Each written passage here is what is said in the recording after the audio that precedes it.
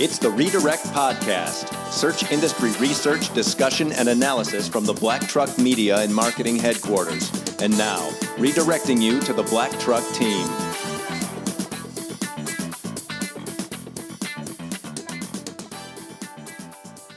Welcome to episode 62 of the Redirect Podcast. It's Friday, November 30th, 2018. I'm Jason Dodge, founder of Black Truck Media and Marketing. I'm joined this week by Ashley and Patrick from the Black Truck team. Hey, gang. Howdy. Hello.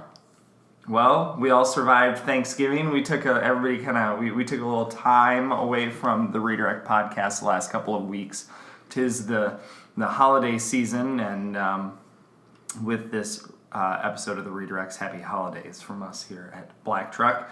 2018 kind of coming to a close pretty soon here. I mean, we've got a month left in the quarter, and hopefully, those who are listening are looking at a positive end to the year. Mm-hmm. I think some of the things that we're going to share today are going to be very timely.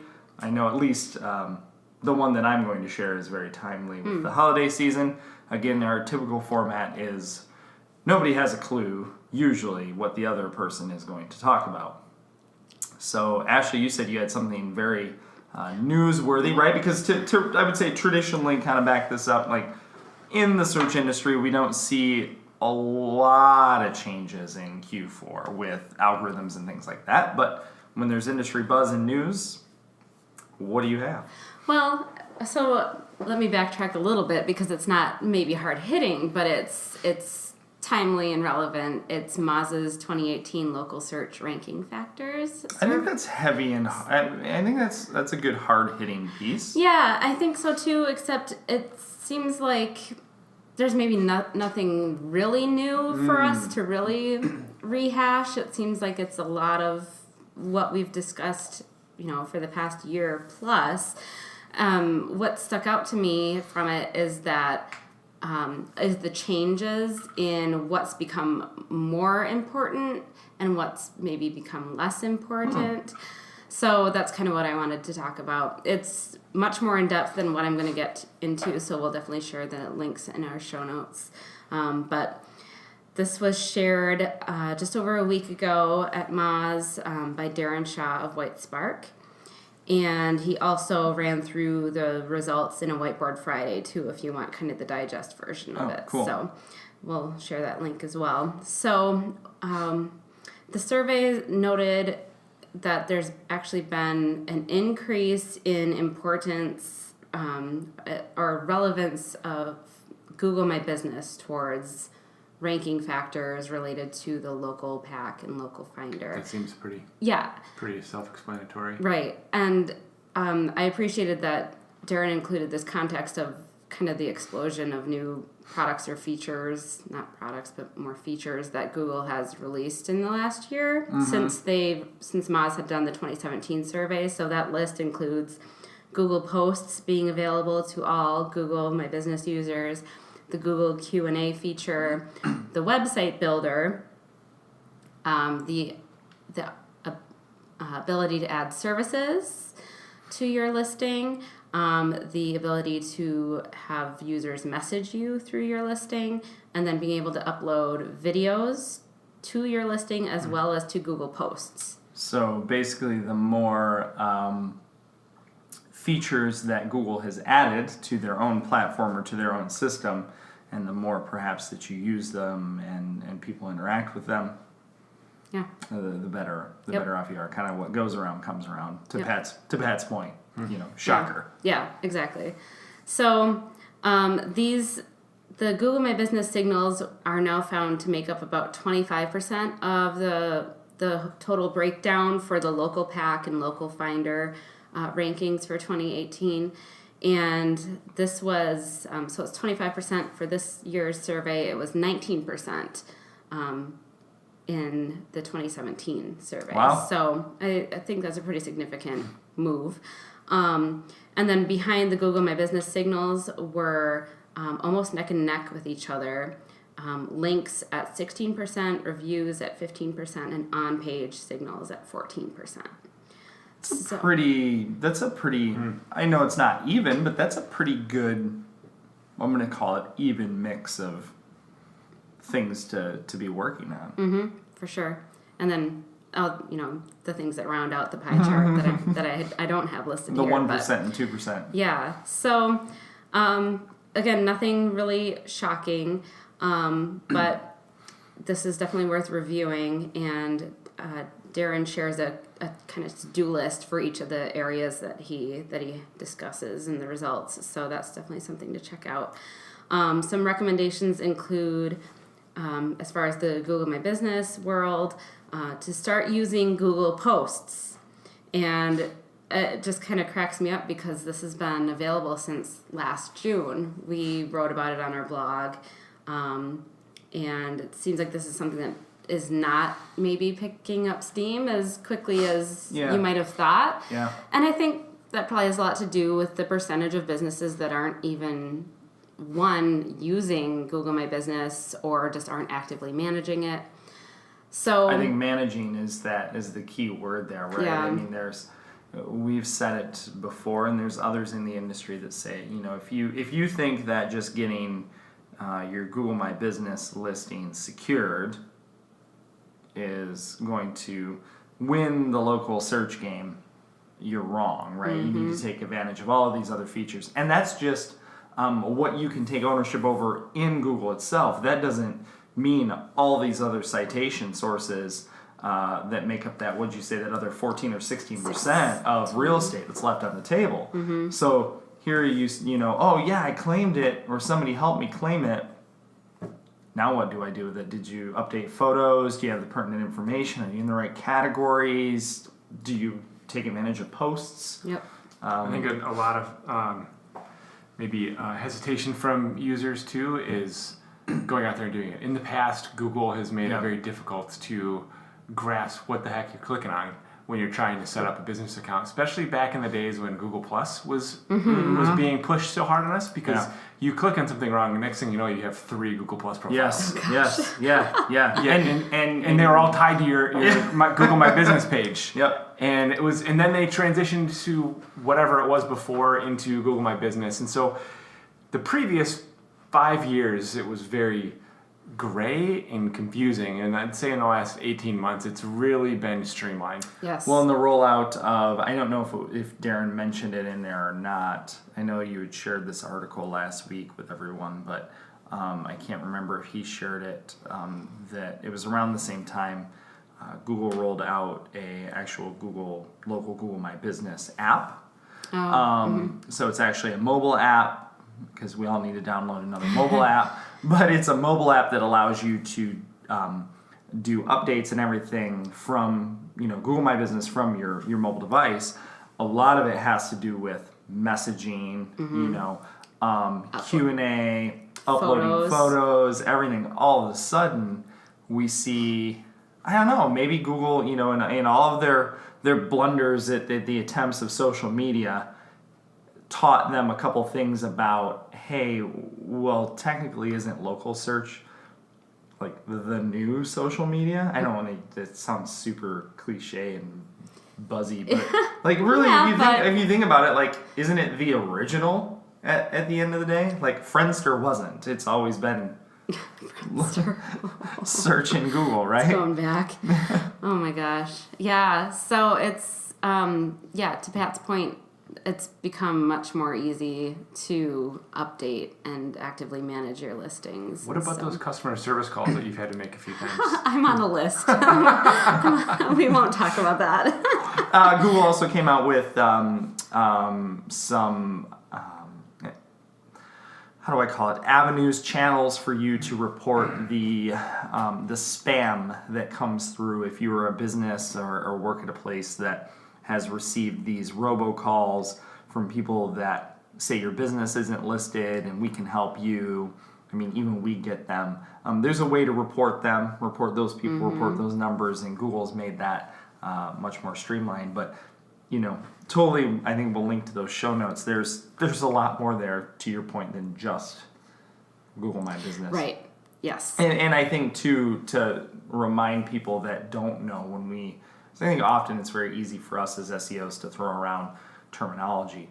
The local pack, can you kind of Right. just define that? Because that's what the bulk of Darren was talking about Yes. So this is in reference to the local pack is if you do a search with local intent and you see on the search results page a map show up with a couple results for local businesses. This is on the Google search results page. That's what we would call the local pack. And then the local finder is basically the same thing, but on the map side, I believe, is the more, I guess, the technical way. So when you're in Google Maps versus Google search. And we will link to the reference that Jason made to the way to report those the scammers. Did you have? No, I was just saying I have a pretty good transition for what I was going to talk about. So Okay, whatever. well, yeah, there was other stuff I wanted to talk about. You're but welcome. Throw it out there. Okay, I mean it's let's reviews is really, I mean, that's all part of it too, is reviews. And again, it's nothing new that that we haven't talked about before, but review signals have increased 17% in their relevance over the last survey. And over the last 3 years, it's been a 43% increase. Wow. So when we say that reviews are important, yes, they're important. So clearly, it would be valuable for you to look at ways to get more reviews, as easy as giving a direct link to your customers. I'm really glad to see, I just did this for a client. I gave him the direct links to share with clients and ask for some reviews, and there's been some coming in the past couple of days. So I'm excited to see how that helps them out.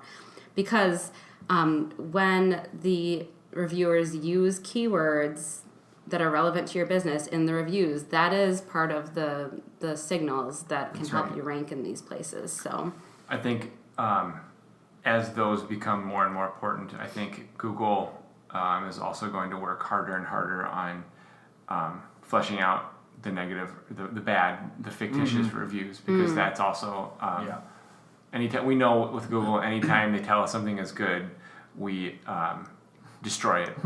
And in the case of reviews, it's as the importance of reviews have increased, the seedy side of things have also increased on reviews. So that's also going to get parsed out. We already know that incentivized reviews, if you incentivize your customers to review through something, that can be fleshed out pretty easily, and that gets penalized. So it's a strategic game on how you do it. So get those reviews, but don't incentivize. Just do good work. Yep. No, that's a good point. Yeah, so to kind of wrap up, as Jason said, it's not just all about Google My Business when it comes to local ranking factors. So citation signals, I wanted to point this out as well. Citation signals have decreased actually over 36% over the last few years. Decreased. But that doesn't mean that they're not still important. They are. But make sure you check out what Darren said in this article about it, because he had some interesting suggestions for how to prioritize citations, and he even suggested that, when you're getting into some of the lesser important citation and listing sources, that inconsistencies or duplicates aren't as important to worry about. So I thought that was a good perspective to see. And I think too it differs based on the industry you're in too, right? And how commercial those searches are, and the intent around those too, and how that relates to your business. So. Yep. So the inconsistencies, meaning if on one business listing your address is street, and on the other business listing your address is st dot, or the naming convention that you use, like Inc. versus Incorporated. Yeah. Black truck as one word versus black truck as two words. Right. Yep. So Nice. good stuff. Good Check it share. out. Thank you. Yeah. So staying in the Google world. Isn't that where we live, Pat? It is, yes. Okay, let's talk about the local pack world. I want to specifically talk about the hotel local pack. So here at Black Truck, we work with a lot of tourism companies, and the goal for these local tourism companies is to get people to come stay in their city. And, heads in beds. Yeah, heads in beds. Where to stay in X. And for these tourism companies, the challenge has been to beat the big boxes and go after the brand. Like, how do we get our articles and neat stories to show up above the branded search, or not just the hotel brands, but the major travel companies that are global. Dominating. Yeah, they dominate. And so to make it a little bit more difficult for those companies, the hotel local pack just expanded from 3 results to 4 results. And where you think, okay, that's one more option that they could potentially play in. Well, it's the hotel results, not the actual link results. So it pushes links further down. Additionally, in the new pack, they have a carousel at the top for different subjects where you can like automatically search for different like budget areas, top choices, near me, best reviews, all within that pack. So the person doing the research potentially doesn't have to leave that box. That's Google for you. That's And, Google. and where they're getting that data from is how users have been interacting with those sites and those brands. Right. I mean, that's not just Yeah. Google coming up, in the wind with what it is that your hotel chain is associated Right. with. It's user-driven data. Yeah, exactly. So the hospitality field on these is needs to pay attention to this, especially for the small towns or maybe the B level or the small A cities, Tier 3s, if you will. Yeah, and really work on the game outside of just writing articles or posting about events. Well, I think it was even Rob Bucci from Stat had talked about it at MozCon this year about local intent, right? He was more talking about the entire presentation was very much an argument for, well, aren't all searches local to some degree? Right. And yeah, I mean they really are, depending on what it is that you're doing. But his big thing was, if it is if it has local intent, meaning let's say for instance we're in Grand Rapids, Michigan, so hotels, top hotels, Grand Rapids, Michigan, or things to do in Grand Rapids, Michigan, you will see the big aggregator sites, the TripAdvisors and things like that, dominate those types of results. Right. Versus, I'm in Grand Rapids and do a search for a hotel or for a restaurant or something like that. So when you're searching for those things to do, things to see, it becomes much more difficult, even in the paid search environment, to be relevant and accurate, because these aggregator sites are the ones that you see win those out. Yeah, So. and those aggregator sites aren't in the snack pack either. No. Snack pack, local pack. Yeah. 3 versus whatever it was used to be. So nice. 5, right? I think it's 5. Yeah. And I would think that interesting that you mentioned that stuff. When we look at impression share and stuff, we've talked about that quite a lot internally.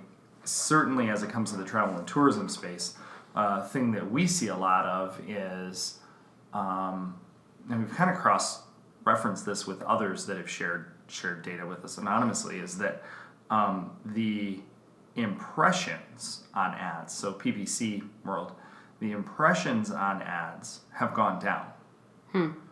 But what we see is that click data and conversions, whatever, if your conversion is a true conversion, meaning a goal or a sign up or so lead gen or book a hotel, as well as engagement on site, engagement meaning page depth, time on site, etc.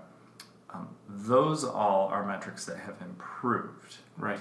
So, we argue, well, does that mean that more or less searches are being done? In the case of impressions, it says, less searches are being done. Or, across the board, is it that Google is actually serving up less ad I think space, less ad content? Better vetting. Yeah, I think so it's too. the end user that's seeing it and then clicking on it is a better vetted user. Well, and Google has to be much more conscious of that now, probably than ever before. Yeah.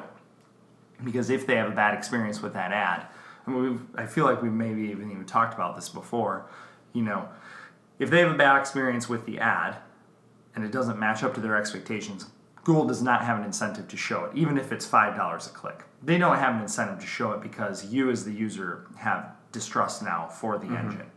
I'm not going to click on ads again. So it's actually in Google's best interest to show the best ad, best performing ad for you in your campaign, or really out of the results, out of the pool that's available. Right. So be on the lookout for that. But that was a side tangent for what I really wanted to talk about. And what I really wanted to kind of dive into was more around holiday and online shopping trends and what we've been seeing in the world of e-commerce and how it relates to PPC campaigns. Having just come off, this is super timely, having just come off of a crazy weekend of managing ads for a few in the B2C space, promos for pretty much since Thanksgiving through Cyber Monday. It's fresh in our minds about how shopping trends have shifted over the past year. What does it mean for conversions on sites, e-commerce sites, brands that compete with the big box players, the big box retailers?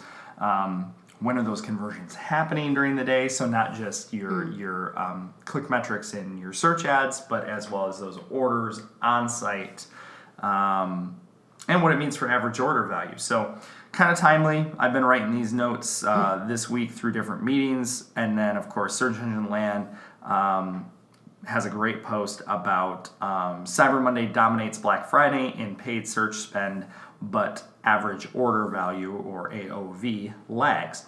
Interestingly enough, we'll link to the article. The biggest thing I like the article for, quite frankly, is the infographic at the top, and for nothing more than it shows the average order values being extremely high for Thanksgiving and Black Friday, and then just shrink down for Saturday, Sunday, and then start to grow back up for Cyber Monday. It's interesting what we've seen is similar in this fashion. We actually saw average order values jump Saturday and Sunday for the clients that we were managing. We saw that gap shrink over time when we were comparing to last year. But what we saw was sales absolutely, let's just say, crushed it for, I hate that word, but it's crushed it. Basically Thanksgiving through Sunday, and then Cyber Monday kind of dwindled. But what we started to see was that the big box retailers in the space that I can't really talk about were dominating. They had bigger budgets. We had to monitor our spends pretty tightly, and that's where it comes into really understanding your shopper behavior and how to develop a better ad schedule, because of budget burn, something Pat, we've talked about before, is like if I have $100 a day, am I really able to have this last from 5 a.m. to midnight, or 5 a.m. to 11 p.m., or midnight to midnight? Is that really a thing, or at what point in the day do I burn through that? Because $100 a day and at $5 a click, do the math, right. You can eat that up pretty quickly. Or at $20 a click, you can eat that up extremely quickly. So you really have to have a good handle on what your budget is and how your consumer behaves. And what we learned is really, really tied in tightly with the buying patterns that they disclose on Search Engine Land and from this group Net Elixir, is that we would see a lot of people clicking through ads, coming in organically through social, everything, loading up shopping cart, and it would appear as if they abandoned the shopping cart. You would have huge orders hanging out in what appeared to be abandoned shopping carts. And things would be plodding along, and then 6, 7 o'clock at night, you start to see orders pop. And you would get surges. 6 to 8, you'd get a surge. 8 to 9, you get a surge. 9 p.m. onward, huge, skyrocketed surges. And I think what it is when you look at some of these days, be it Black Friday, some people had the day off because of the Thanksgiving holiday. Some didn't, and they had to work. To even Cyber Monday, Cyber Monday isn't over at 5 p.m. Eastern because that's where your business is. It's over at 11:59 p.m. Pacific time. And the reason is that if you're at work or your audience is at work wasting time shopping Cyber Monday deals and load up their cart, they may not check out until later because they're thinking about their purchase. They're thinking about, do I have the right things in there, sizes, and not just shopping that, you around. reserve it. You put a hold on it. If you put it in your cart, it takes it out of general inventory for the next user in line. So it's I'm going to put this in my cart unless there's a countdown on it. A lot of sites will say you have X amount of inactivity before this goes back away. But if they don't, it's a way to reserve it. It's a quick temporary layaway system. Yeah, and I think it's another, the other important factors there are smart remarketing tactics to use, not by way of ad fatigue and stuff and being annoying, but being very smart about making sure people come back and completing their purchases. If you have captured their information up to that point, reaching out to them through email, hey, come back, complete your purchase, reminder you're getting 20% off and free shipping or whatever the deal is, but really, really trying to understand, you really need to understand where your buyers are at in their journey and make sure you're applying your dollars, wisely. Within the time of day and how you're reaching seeing these shifts and trends. Someone who used to work in the financial world and then has been in the marketing world the last 5 or 6 years, it's to me seeing the transition of it being not just a Friday deal for local retailers and then an online deal for Monday, and having it all blend, it makes sense because it was always Black Friday, and that's how Black Friday got its name. And then all of a sudden when online shopping grabbed urgency, it was this extra bonus thing, and then smart marketers and smart businesses are like, well, let's just pull that back and bring it back to Friday too. And then as the in-person retail world kind of started to fizzle a little bit, well, why focus all this attention on brick and mortar when they can just do it from home? And let's just boost the online stuff outside of Monday. And really, even with Black Friday, the reason we've seen finally we've seen some of the retailers in the brick and mortar locations say, okay, maybe it was stupid that we were going to open up on Thanksgiving Day.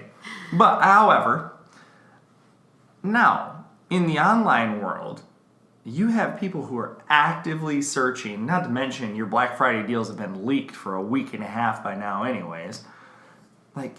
You should have those going live on midnight Thanksgiving morning, right? You start peppering those out there. If you can automate some of that and start pushing a little sweet deal here and there, or even allude to the fact of what's coming. I mean, people are sitting around the Thanksgiving table, and even to this day, I was at my family's, and what's happening after you down your second glass of wine and third piece of pumpkin pie, you're looking at the damn Black Friday ads. Whether you go out and shop or not, that's just what people do. And then the phones are coming out and people start looking. People are buying on those days. To put it into perspective, you mentioned automation.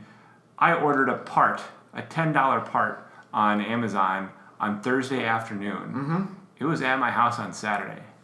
Yeah. So the robots picked it, pulled it, put it in a box, and then it got processed thereafter. Yeah, we're very much we're such an on-demand society, as like we've never been before. That if you want something, you're programmed to either do one of two things: pick your phone up and order it because you're going to get it from your favorite retailer within a couple of days. Or, you're going to have to go down to the store and get it. Now, if that store is not open because it's a holiday or, quite frankly, it's after hours, after 8 p.m., what are you going to do? You're going to jump online and order it. Even if you're at work, you're probably not going to do a lot of that checkout process at work. You might, like you said, load that cart up, find those things, and then check out. Unless you have your card stored with Google Express. Yes. Which brings me to another point that I have a beef with, that I have really been educated on. Google Express, Google's product to compete with Amazon Prime. I really do not understand how they even think that they are, but nonetheless, they are trying to dominate the space against Amazon Prime. What I noticed, having run shopping ads over this past long weekend, was that that Google was favoring their own product in a lot of these searches and tests that we did. Google was favoring the Google Express shopping feature. And the Google Express shopping feature has primarily been designated for big box retailers. So, your Home Depots, Targets of the world, that type of thing, your REIs and stuff. Those people were all granted access to Google Express shopping. They're not made available to what we'll call smaller businesses on the lower scale in the e-commerce world. Even if you're doing a sizable amount of business online. So when you would do a search for a product and look at Google Shopping specific, all of the top results were Google Express. All of them were pushing their platform to check out through and to have the product, drop shipped from the manufacturer and everything. So pretty unfortunate to see that when you're trying to compete in the space of the big box retailers. But isn't that not right? I mean, it's not like they're. Well, I mean, yes, it's not right. I mean, but is it favoring their PLAs over somebody else? Not necessarily, in the sense of comparison shopping like they got in trouble with in Europe. It's their network, it's their product. They can kind of do whatever the hell they want to with it. I just find it a little frustrating when the first 3 results are housed within Google Express shopping, and that's a product feature that we can't even access for a client. And the average consumer doesn't even recognize it. They haven't a clue. They haven't a clue what the little balloon-looking deal even means. So, I honestly don't even know if I've seen it. You would know it. A lot of times, those are the ones that are dominating the product placements that are coming through your Google image searches now. So if you do a Google image search, a lot of the products that come through there are tied into Express The Shopping. balloon he just mentioned is the hot air balloon. Yeah, for Google Express. Okay. So, some interesting things there, but definitely, shoppers are active. But if you're running e-commerce, don't focus just on your ad data. You need to be looking at what your consumer behavior is, and people being active on your site, and where they're at in their buying journey. So, fun. It'll be interesting between now and Christmas as we continue to work on some of those counts too. And maybe we'll have a little bit more to share. So, cool stuff coming from the side of local search. Always a changing area, and again, a lot of signals in Google Local, but don't invest all your eggs into that basket. To you and Pat's point, and paid search is always gonna pivot and shift, especially during high times like the holidays. So. All right, cool. Thanks, guys. Thanks for participating, and until next time, good luck. This has been the Redirect Podcast. Check out the show notes at blacktruckmedia.com and add us on iTunes and Stitcher.